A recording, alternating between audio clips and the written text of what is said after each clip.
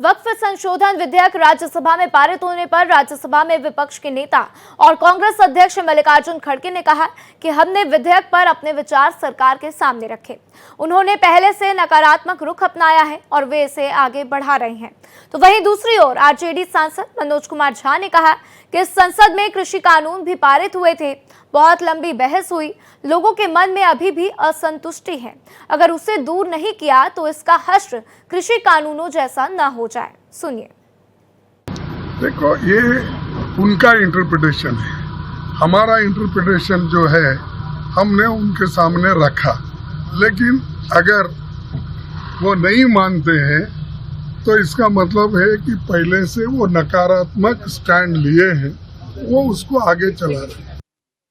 इसी संसद ने फार्म लॉज भी पास किए थे, बड़ी लंबी बहस हुई, बहुत मीनिंगफुल कंट्रीब्यूशन विपक्ष ने भी किया।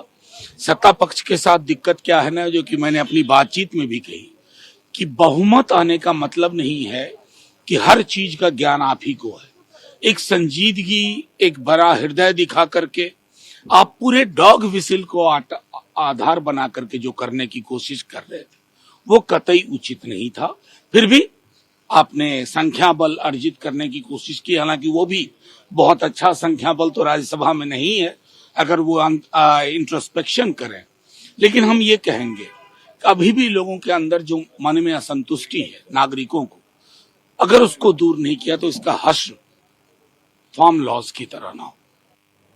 और इस खबर पर अब ज्यादा अपडेट के लिए मेरे सहयोगी मोहित शुक्ला मेरे साथ लाइव जुड़ चुके हैं, सीधा उनका रुख करेंगे। मोहित, लोकसभा हो या फिर राज्यसभा, दोनों ही जगह से अब वक्फ संशोधन बिल पास हो गया है।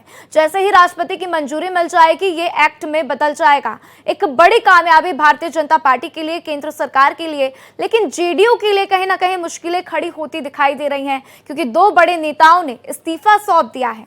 ऐसे में नीतीश कुमार के लिए क्या कुछ चुनौती होगी, क्योंकि बिहार में देखना है कि आगे विधानसभा चुनाव भी हैं, और उस लिहाज से अब नीतीश कुमार के पास क्या ऑप्शंस हैं, क्या उनका ये समर्थन करना अब उन्हीं के लिए भारी पड़ गया है? और देखिए राधा, आपको बताना चाहूंगा कि अगर कोई विधेयक राज्यसभा में दिन के 1 बजे लेकर आया जाता है और उस पर 13 घंटे चर्चा होती है और लगभग वो 2:30 बजे के आसपास अगर पास होता है, तो आप ये मानिए कि यकीनन उस पर बहुत लंबी चर्चा हुई, बहुत बड़ी चर्चा हुई। अब आपको मैं एक बात बताता हूं कि जब 2010-11 के समय कमेटी बनी थी तो उस समय उसमें 13 सदस्य हुए थे, लेकिन वहीं इस बार जब जेपीसी बनाई गई है तो उसमें 31 सदस्य बनाए गए। 97 लाख से ज्यादा इसमें सुझाव प्राप्त हुए, 284 से ज्यादा इसमें स्टेक होल्डर थे। एक ऐसा विधेयक लेकर आया गया जिस पर लगातार पक्ष और विपक्ष के तमाम अपने सांसदों ने अपनी बात रखी। आप समझिए 13-13 घंटे की चर्चा होती है और रात को 2-2:30 बजे अगर कोई बिल पास होता है तो वो कितनी अपने आप में ये दिखाता है कि सरकार उसको लेकर कितनी संजीदा है।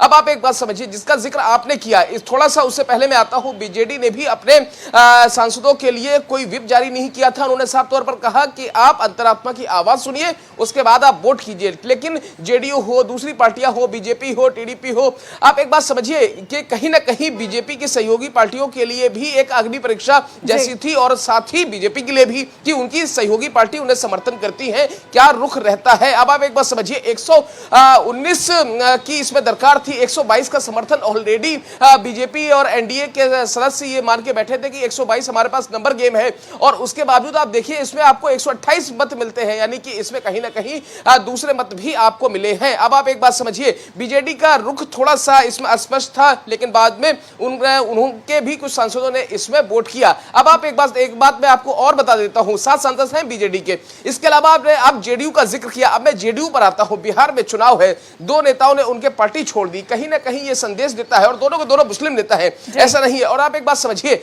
अगर ये 4 साल अभी बचे होते हुकूमत में, सरकार में, तो ये नेता ऐसा नहीं करते। इनको भी पता है कि एक तरह से ये पब्लिक को ओबलाइज करने के लिए, अपने वोट बैंक को ओबलाइज करने के लिए एक पब्लिसिटी स्टंट भी आप इसे कह सकते हो। ऐसा नेताओं के अगर अंतरात्मा की आवाज सुनने की बात हो तो फिर कहीं ना कहीं आप उसमें लंबा उस पर अमल कीजिए। लेकिन एक बात समझिए, लगातार मैं आपने पूछा सवाल कि बिहार के अंदर जेडीयू का क्या भविष्य होगा, तो मैं आपको बताऊं कि अभी भी जो आंतरिक सर्वे आ रहे हैं, जो अलग अलग रिपोर्ट्स आ रही हैं, उसके आधार पर अगर बीजेपी और जेडीयू एक साथ चुनाव लड़ते हैं, क्योंकि देखिए राजनीति में अगर मगर की संभावना इसलिए बनी रहती है क्योंकि लास्ट टाइम तक खींचातान होती है, रस्साकसी बची रहती है, और लास्ट टाइम पे भी हमने पार्टियों को अलग अलग होते देखा है। जिस तरीके से पंजाब के अंदर हमने देखा है कि अकाली दल और बीजेपी कैसे अलग अलग हो गए, या हमने महाराष्ट्र में शिवसेना और बीजेपी को अलग अलग होते देखा, तो ये होता है। तो इसी तरीके से मैं कह रहा हूं कि एक साथ अगर ये चुनाव लड़ते हैं तो फिर बीजेपी और जेडीयू के लिए बिहार में बहुत ज्यादा दिक्कत होने वाली नहीं है।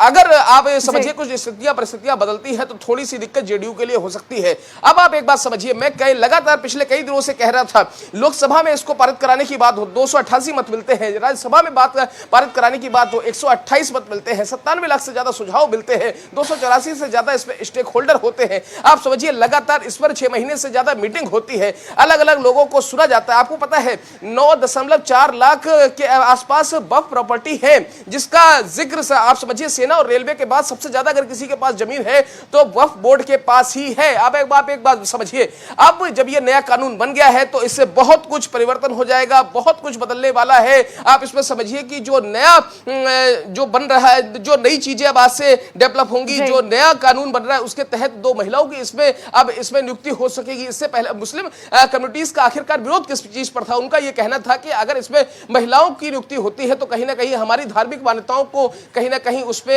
ठेस पहुंचेगी। उनका यह भी था, अभी तक इसमें क्या था कि वक्फ ट्रिब्यूनल के पास ही इसको सुना जा सकता था, लेकिन अब क्या है, इसको आप न्यायालय में इसको चुनौती दे सकते हैं। इसी तरीके से कोई भी संपत्ति पहले अगर वक्फ की संपत्ति बता दी जाती थी तो उसका बिल्कुल मोहित देखते हैं, क्योंकि बहुत बदलाव अब देखने को तो मिलेंगे। महिलाओं की भागीदारी होगी, कई बड़े बदलाव जिसका विपक्ष पूर्ण रूप से समर्थन नहीं भी कर रहा है, लेकिन कहीं ना कहीं उम्मीद यही है कि इससे बहुत बड़ा बदलाव समाज में भी देखने को मिलेगा। मेरे साथ जानकारी साझा करने के लिए मोहित आपका बहुत बहुत शुक्रिया।